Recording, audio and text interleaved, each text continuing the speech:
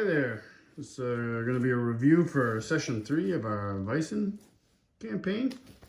It's actually a long overdue review. A recap. We played this back in March, and life got in the way, and we haven't played since. But we are hopefully playing this week, coming on Thursday night. So hopefully we'll get back at it.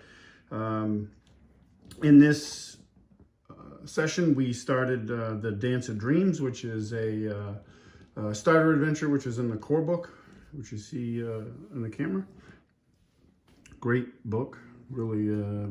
I don't read I buy a lot of role-playing game books, but I don't read a lot of them like cover to cover. And Vaesen is one of those books that I just find myself doing that. It's a really good book. The art's terrific, and the writing is great, and I like the setting of it, obviously, because I'm running it, but it really inspires me to want to read the whole thing, not just skim the parts that I need. But so this session we actually started off with quite a bit of bookkeeping, because we'd finished the mystery before, and which is my homebrew mystery to get the game campaign rolling. They had to upgrade their characters, but they also had to upgrade the headquarters, Castle Gillencrute. So that took quite a bit of time, because there is a lot of different options when it comes to customizing Castle Gillencrute, or any stronghold that you have, headquarters, I think it's called in the game. Because in different adventures, most of it's set in the same area, but there are some that take you to different totally different countries, like outside of London, I believe. I have those books, but I haven't delved into them yet. So regardless, there's a ton of different options to setting up upgrading your headquarters. And I'm trying to remember which upgrade they did. I don't know, it's been so long, and even my notes don't seem to have it. But they did character upgrades and headquarter updates, and if I remember it, I'll sing out and let it what it was. Oh, I think they got a weapons corridor. Yeah, that's what they did. So in game, you know, the castle's described. It's got lots of boarded up places, bricked up, all sorts of stuff. So they opened up one of those, and they found a weapons corridor, which granted them I think it's level 1 weapons. Like, it was like the entry level. So they had a few weapons they could pick from. It didn't seem like a lot, but it was 2 of the characters that didn't have weapons at all. So that it did benefit them, and then they can go in and get pretty much any weapon of that level, and they can stack that, meaning they can increase that upgrade, and it upgrades more stuff that they can find in that weapons corridor. So that was pretty cool. We went off from the previous session. They'd received the invite to the Dance of Dreams. They did a little bit of research into that. Hugo especially was researching the library. And they learned about what the Dance of Dream is. And it's a form of entertainment, like a play. And it's like this mechanical puppets and stuff like that, and shadow lights and stuff like that that they do. They didn't know a lot about it, but they did learn a little bit about it. We had Nicholas. He was preparing his clothing. He actually used his crystal ball, because he's an occultist. He has a little crystal ball, and he can use that and like determine stuff. So Chris rolled like 3 successes, which was really good in using it. So what he saw was actually a vision of the past, what had happened in the past at this place that they're headed, the Witch Cat Inn. And it was a vision of this woman leaving the inn and getting on like this wagon full of entertainers, and then later on saw her the same woman in her sick bed as she was passing away. So kind of a little bit of foreshadowing. What else do we see going on? They worked on, because there's a preparation phase and then the journey phase. So in their prep phase, they can prepare things that will give them an advantage that they can use later in the game. So we had Goran working, he was the one that found the weapons corridor, and Hugo actually looked in the library and found a book about knife fighting, so he was interested in that. And they also learned a little bit about the person that sent him the invite. The invite was signed by Oscar. And they learned a little bit about him, that he's a private detective. I think I have his paperwork. But yeah, and then they took a wagon, carriage to the Witch Cat Inn, which is about 2 hours south of Uppsala. So when they go there, on their way, this really bad storm comes in, and cloudy and thunder and lightning and heavy rains. So when they get to the inn, the Witch Cat Inn, outside they're met by Olaf. I think it's Olaf or Oscar. I'm trying to remember. Find my notes, which are scattered everywhere. But yeah, they're met by him. I think I left him in the other room, actually, which figures.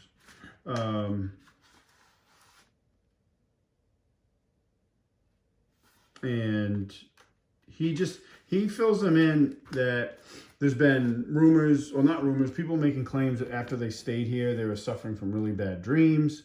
And he has an interest in the supernatural, and he wants to help out and figure this out, but there's been a lot of reports of this happening. So they end up going inside. There's several patrons in there, and then the owner, a guy named Sammy, and he's behind the bar, and he greets them. And the inn itself is run down, like there's leaking roofs and that going on, and it just seems in poor repair. And they learn over time from talking to the different NPCs.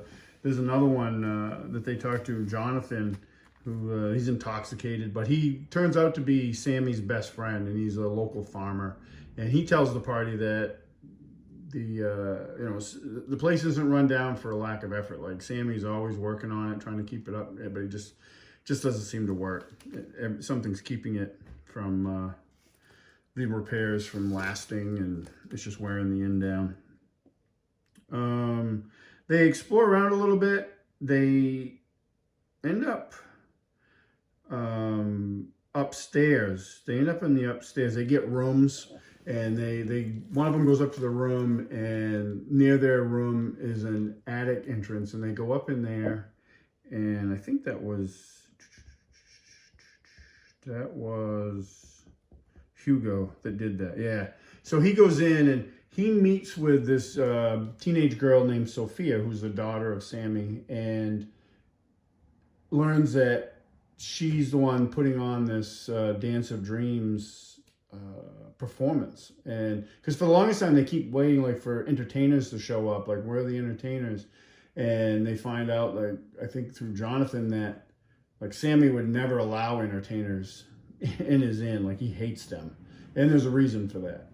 But it would never happen, and he wouldn't allow it. So they find out it's Sophia, and she's set up part of the attic, which is mostly cluttered with belongings and stuff, but she's cleaned up part of it, put some curtains up, and she's made like this little theater, and that's where she's going to host her performance.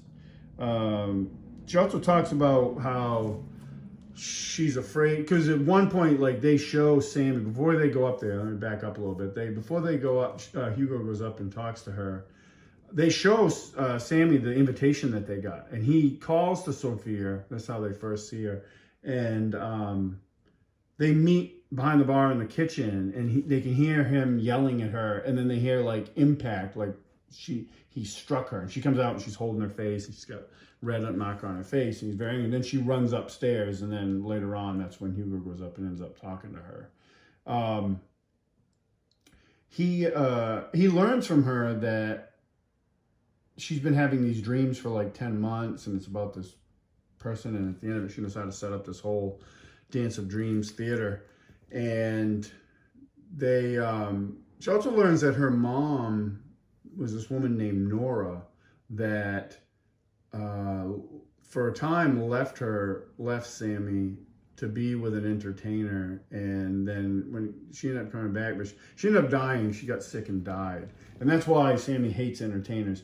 And they also learned from Sophia that Sophia and her mom Nora share a great interest in the occult, which Sammy also has no patience for, and that there's a locked room on the floor below that was Nora's room. So they don't do anything about that room, but they do end up, Hugo ends up going back down in the common area, and they spend some time in the common area talking to like Jonathan and Olas. I think his name is Olas Clint. Yeah, is the guy that sent them the message and the invite. And then as the storm increases, they notice that everybody in the common room starts to just fall asleep where they're at. And even Olas, who's with them, like boom, thumps his head down on the table, and they're out cold. And the only ones still awake that are in the common room are them and Sammy. So they, we ended the session there. Like I said, we spent quite a bit of time in the beginning, which I knew was going to happen with the bookkeeping, which is fine. And then we got the adventure started, and then we got to this point, and then we called the session. So we'll hopefully pick it up this Thursday, and we'll finish this up. I think we'll be able to hopefully finish it in this one session. Then we'll see what we'll do next. If we take on a different mystery or a different game, I have plenty of different games I want to try to run. But I wouldn't mind sticking with Vaesen for a little bit so we get more time with it. And the rules are pretty simple, but it'd be good to play it more often and then have a really good grasp of them. But yeah, that's a review. Kind of a quick session as far as actual in-game stuff, but there'll hopefully be another one of these up pretty soon. Thanks for watching.